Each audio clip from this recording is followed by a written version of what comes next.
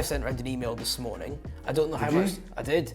That worries me, that response. I don't know how much time you've had to think about it. Rob kind of mentioned one of his already, but one of the ones, I've got 5 of them, I wanted to ask, who do you think will be the biggest surprise this year? And you can interpret that however you like. And I don't know if you're going to go with where you maybe were implying before, but Rob, who would you say, if you were to look at it, who would you predict would be the biggest surprise this year? Yeah, I'm just going to stick with it, is who you think I'm going to go for, and that's Lube. I think he could genuinely be a dark horse at some point. I don't think he's going to be, flying around at the, podium positions every single rally, but I think he could spring a surprise or two throughout the year.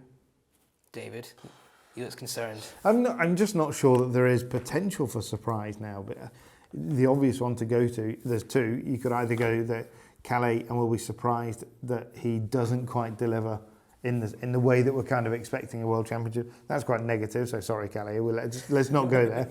Let's go with the positive with Taka and say that Taka's going to win a couple of rallies this year. That'll be but again, is that really a surprise? It's a good point actually, and you've found a big flaw in my question there, because you're right. I guess in a way there isn't anybody in the current field. That was your worst question in 3 years. We're going up and we're going down. It's not so good. But I would agree with Taka though. I think that is because as you say, in a way you can. I was going to say you can lose if things go backwards. But as you say, I think that rally win is the obvious next step for him. Audio is Sami Payari winning WRC too. But again, that would be a bit of a surprise. But so. Let's go with that. I'll be seen as a visionary, Rob, when that happens at the end of the year. So we mentioned the potential of Taka winning rallies. Next one I wanted to ask is, will we see a breakthrough winner this year? And if so, who? It's not a massive list. Taka, yeah. You think? do you think he'll do it? Yeah, I think. Yeah. I mean, he's the one that absolutely is in the box seat to do that. In terms of a guy who hasn't won a round yet, it's going to be him for me. Yeah, I'm the same. I think he'll be, because as I said, although I think Lube will bring a surprise, I'm not necessarily sure he's going to go out there and get an outright rally victory. But I think, given Taka's rate of development, I think there's every opportunity that he could, get a win somewhere. I think Craig Breen goes into this category for me. I don't necessarily see it. I think, sadly, and I say sadly, in a way it'll be a good championship fight, but I think we'll struggle to look beyond 4 winners, or 5 winners probably. We'll probably get an OJ one in there. But I think we're going to have Elvin, Callie, Neville, Tänak and Seb winning rallies. If that's right, clip this and let me know later on if that was correct. But yeah, I think it'll be interesting, but we perhaps haven't got enough drivers maybe to see if there'll be a breakthrough winner. So, but you're right there with Craig, because he will be in that really good position of coming middle of the year when he's coming to somewhere like, probably not Portugal because they'll use Sordo in Sardinia as well. So somewhere like maybe Acropolis, where he's got a really strong place on the road and he can use it. Yeah. And he can drive to his strength. So I'm coming with you. Sorry, Taka. I'm going with Craig. And that was actually quite a good question. Yeah. I think David's mind's changing all over the time. Sorry. But third prediction, who will be WRC 2 champion? We heard your views on maybe what you think isn't the most relevant championship to win, maybe what it could be. But if you were to look at the season, I guess it is difficult in that we don't know who's driving against who. But who would you expect on, I guess, sort of pure form and pace to be the champion? You would have to look to Solberg. He's got the pace, undoubtedly. He's got the car. And he's kind of becoming into an area where now he has the driving experience. Okay, he's probably not done every rally to the extent that he would want to. He's comfortable now. He's found a good place with Elliot Edmondson, his co-driver. It's all working well, and we talked about strong support networks around Craig. Oliver has exactly that. So, yeah. While I said that he didn't need to win the championship, I think he's absolutely in the box seat to do it. See, I think the battle's going to be between Formo and Solberg, and I think the opposite. I think Formo might edge it over the course of the year. But I like that. That's a different answer. Yeah. Good. But I think it's going to be run pretty close. I don't think there's going to be much between them. But I think having seen at points driving in the top tier of the flashes of speed that Formo can produce, I just think stepping back down, it might do him the world of good, and I think he might actually thrive better out of the two. And he's going to have the hunger, isn't he? Yeah. Undoubtedly. It's interesting. I think for me, if Formo and Solberg were in the same car, I would agree with you. But and I don't want this to sound like I'm being disrespectful to M Sports Rally 2 creation, but I expect the Skoda to just be that step ahead that could potentially, and there's lots of guys in that Skoda. You mentioned Priori's, obviously Emil Lindholm, there's Solberg. There's a lot of guys in that car that will be very quick. Francois Delacour. Well, exactly. Francois, if he's going to do a full season, maybe that can we revise all of the answers and say the surprise is Delacour's going to win Monty. It's going to snow like mad on the last morning. And then Delacour's going to pick the right tyre. Well, he's done it before. I think it was the IRC. yeah. He didn't quite win though, did he? He didn't, but he rose to, I think it was second. He was calling all the guys to the top of the hill. And amazing. There is actually a feature on dirtfish.com about that as well, if you want to read about it. But we'll crack on with the penultimate prediction, which is, will Toyota win a third Manufacturers' Championship in a row, or will we see Hyundai or potentially M Sport? We don't reckon M Sport really the way the setup will be in the race, so it's probably going to be a two-horse one, but can Toyota cling on to that title for a third year? Yeah, I think the depth and talent that they've got in their lineup, I can't see it being anyone else. Obviously M Sport, as we said, probably don't really stand much of a chance, especially if they're going to be essentially a two-car sort of point-scoring team for most of the year. Hyundai, I think they'll fall short really of the manufacturers. So yeah, I think it's Toyota's for me. Yeah, we've talked a lot about the internal team competition, which there will be naturally, but I think there's more potential for sort of combustion within a team at Hyundai, with Lappi desperately trying to demonstrate exactly what he's capable of, and Thierry trying to leading the team and what have you. So no, I think Toyota can do it.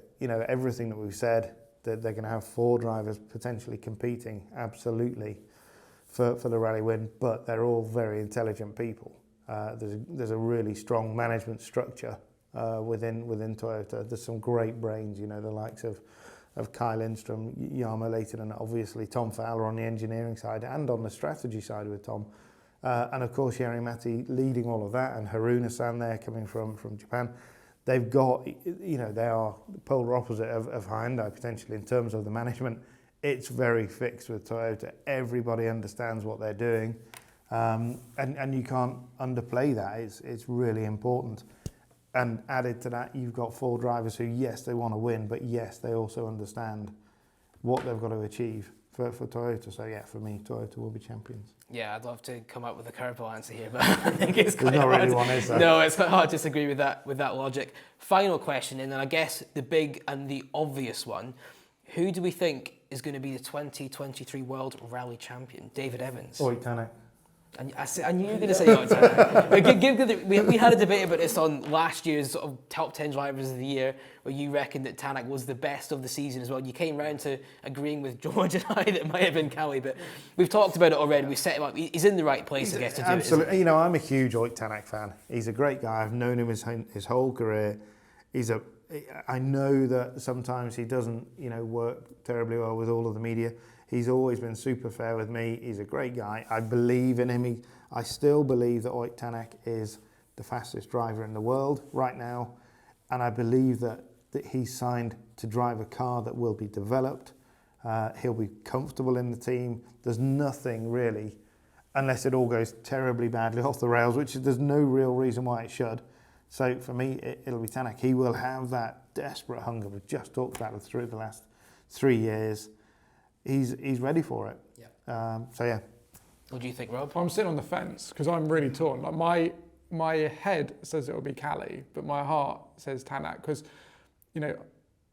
I'd love to see Tänak in that M Sport car. It would just be the scenes you can imagine it, can't you? At the end of the championship of him emerging champion again. It would just be I just think that would be brilliant for not just for Tänak, for M Sport as well, to see the team on the top of the world again. It would be great to see. But I just have this inkling that Calais is going to be so calculated this year that I think it will be incredibly close, an incredibly close battle with Neuville as well. As I said earlier, I think it's going to be the 3 of them right down to the wire potentially. I think there's just going to be calculations from Calais, push at the right moment. And we saw it, times this last year of, you think, oh, he's holding back. the weather's getting adverse, he's just going to hold back, and then all of a sudden he just goes and absolutely obliterates the rest of the field. You know, well, where's that pace come from? Yeah, that And Croatia. yeah, like it's that. just like it's bonkers. So my head is saying he will edge it, but my heart's saying Tänak and then Sport. Yes, I think terrifyingly, and I think he's sort of referenced it in the past, where I think particularly on tarmac, Cali feels like he's not quite the fully finished article. I think he's almost got another gear in him, which is quite scary for everybody else. But for me, it does have to be Rovanperä, and there's several reasons why it might not be. And this is obviously the fickle thing with the prediction is we're basing this when everybody's done nothing in the season. Yeah. Yes, Neuville's been with his team longer than Cali has, but Rovanperä's in a car that he knows can win it. Won last year. He won with that car last year.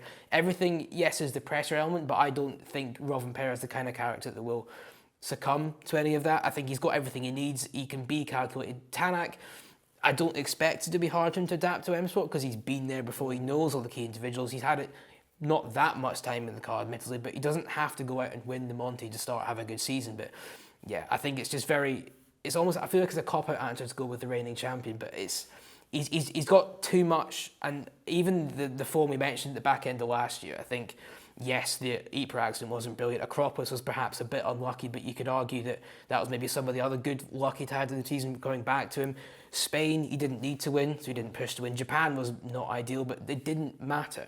Everything, the manufacturers, everything was sewn up. So when he needs to, and it was a very, very Ogier-like approach he had that last year, almost did it again last year, with the way he wanted to try and win the season, always looking at the championship race, would never say it's over until it was over. Yeah, I think he has to be the world champion in waiting. But that's the thing, isn't it? Like Calais, out of all of the drivers, you know, who we've sort of putting forward as potential title contenders, he's the one that's got, you know, the least amount has changed for him, in the sense of the only thing that's really changed for him is that he's now champion. He's still got same team personnel, same teammates that he's working with. You know, Tänak's got a whole new team to gel with, a new car to gel with, get used to that. Neuville will have, you know, a whole new, we'll have a new team principal, potentially a whole different way of working. He's got new teammates in Lappi and Breen. You know, Tänak and Neuville have got so much changing around them, whereas Calais is going in going, well, yeah, all right, I've got the title on my shoulders now. It's going to add more pressure, but day-to-day working, nothing's changed for him, has it? So the one guy that we haven't really talked about here is Elfyn Evans. You know, and it just came to me there that you were talking about people who have nothing's changed. Nothing's changed for Elfyn. Hopefully stuff has changed for Elfyn in that he's found a degree of comfort in the Yaris that he didn't have last year, and he's now, well, I suppose he was teammate to a world champion with Ogier before, but he's now teammate to two world champions. You know, Elfyn, you certainly wouldn't say he's a dark horse because he's not. He's another horse.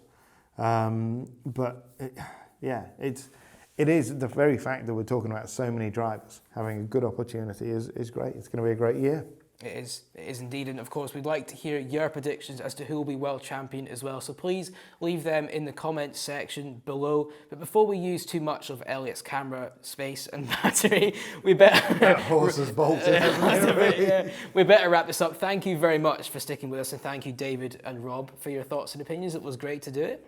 Thanks for the questions. Yeah, no, I Pretty tried. good. Some good, some not so good. Same with the opinions, but we'll try and do more of these throughout the season as well. Of course, dirtfish.com is where to go for all the news, features and analysis. Don't forget to check out Spin the Rally Pod as well. And why not subscribe to the YouTube channel for more similar content. But from us, it's goodbye for now.